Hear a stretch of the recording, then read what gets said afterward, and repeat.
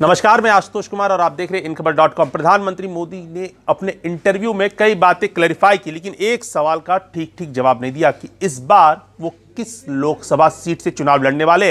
इससे पहले वो बनारस से लड़े क्योंकि उत्तर भारत का जो वोट बैंक था उस पर सीधा उनकी नजर थी, और वडोदरा से भी लड़े और दोनों जगह जीते। लेकिन इस बार जो खबरें आ रही थी कि इस बार वो उड़ीसा से लड़ सकते हैं, पुरी से लड़ सकते हैं, इसका सवाल का वो कहीं ना कहीं बच गए। इसलिए बच गए कि ऐसी प्लानिंग चल रही है और राजनीति में कभी भी अपने दांव नहीं बताए जाते। अब की बार जो बीजेपी की प्लानिंग है वो ये बात को समझ रहे हैं हिंदी पट्टी के 3 राज्यों के चुनाव परिणाम के बाद कि उत्तर भारत में खासतौर से यूपी बिहार में वो रिजल्ट नहीं आने वाला है जो 2014 में आया था। तो उनके पास इसकी भी प्लानिंग है कि इसकी भरपाई हम कैसे करेंगे। तो जितने कोस्टल स्टेट्स हैं, चाहे वो पश्चिम बंगाल हो चाहे उड़ीसा हो, वहाँ पे वो अपने को कंसंट्रेट कर रहे हैं। इसके अलावा पूर्वोत्तर पे अपने को कंसंट्रेट कर रहे हैं। पूर्वोत्तर में 25 लोकसभा की सीटें हैं।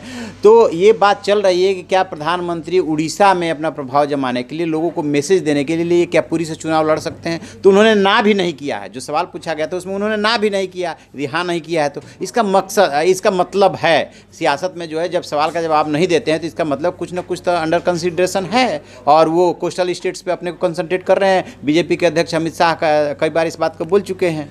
नहीं, एक और बात सामने आ रही थी, जो रैली चलने वाली थी बंगाल में, उसमें कहीं ना कहीं जो रैली लाकर वो वोटरों को जगाना चाहते हैं। जो 42 लोकसभा सीट है उस पर कहीं ना कहीं अपने असर, और ऐसी भी खबरें आ रही है, इंटरनल रिपोर्ट्स आ रही है कि बीजेपी इस बार 2nd नंबर के पोजीशन में बंगाल में रह सकती है। तृणमूल के बाद 2nd पोजीशन उनका रह सकता है। और अब उनकी नज़र है आपको उड़ीसा के पटनायक के किला को भेदने की, उस पर क्या लगता है कितना असर वो कर पाएंगे? इस सवाल का मैं जवाब दूंगा। इसके पहले मैं बता दूं कि एक सवाल और पूछा गया था बीजेपी के सवर्णों के पार्टी होने का और नॉर्थ इंडिया की पार्टी होने का, जिसका उन्होंने क्लेरिफाई कर दिया कि मैं क्या हूं, पहले लोग जानते ही हैं, इस पर मैं ज़्यादा नहीं बोलना चाहता।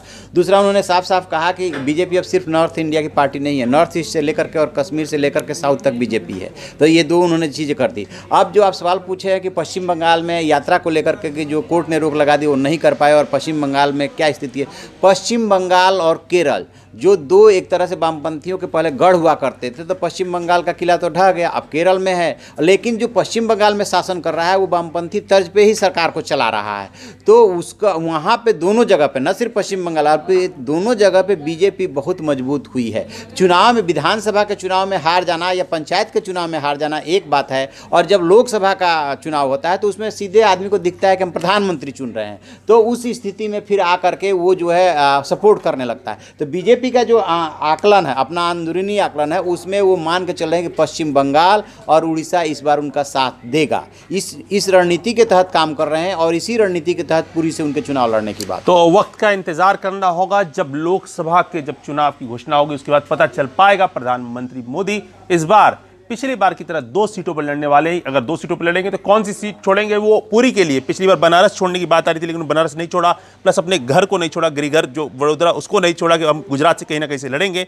तो देखना होगा क्या इस बार वो पूरी पर आपको, लेकिन उनके काफी अच्छे संबंध है आपको नवीन पटनायक से। नवीन पटनायक उनके विरोध में नहीं बोलते हैं। राजनीतिक संबंध अलग चीज है, लेकिन जहाँ पार्टी की बात आती है, जहाँ सरकार बनाने की बात आती है, वहाँ पे हर पार्टी के स्ट्रेटजी होते हैं। उनके संबंध, बीजेपी के संबंध और सरकार के संबंध सपा से भी अच्छे हैं और बीएसपी से भी अच्छे हैं, और कहीं ना कहीं अंडरस्टैंडिंग भी। आपने देखा होगा 3 राज्यों में जो गठबंधन नहीं बना है, अंदर की बातें क्या क्या होती है वो तो बाहर सतह पे आती नहीं है। तो बहुत सारे राजनीतिक दलों से इनके अच्छे संबंध हैं, लेकिन संबंध होना एक बात है और अपनी पार्टी के स्ट्रेंथ को बढ़ाना दूसरी बात है। तो वो भी फुल स्ट्रेंथ से लड़ेंगे नवीन पटनायक बीजेडी के, और इधर से सरकार भी, बीजेपी भी फुल स्ट्रेंथ से लड़ेगी। और मतदाताओं को और अपने लोगों को मैसेज देने के लिए वो यदि पूरी से चुनाव लड़ते हैं तो कोई आश्चर्य नहीं, बिल्कुल ऐसा कर सकते हैं, क्योंकि वो कोस्टल स्टेट है और बीजेपी का कोस्टल स्टेट्स पे जो है कंसंट्रेशन। तो वक्त का इंतजार करना होगा, तभी चीजें क्लियर हो पाएंगी। लगातार इस तरह के वीडियोस को देखने के लिए हमारे चैनल इन खबर को सब्सक्राइब करें।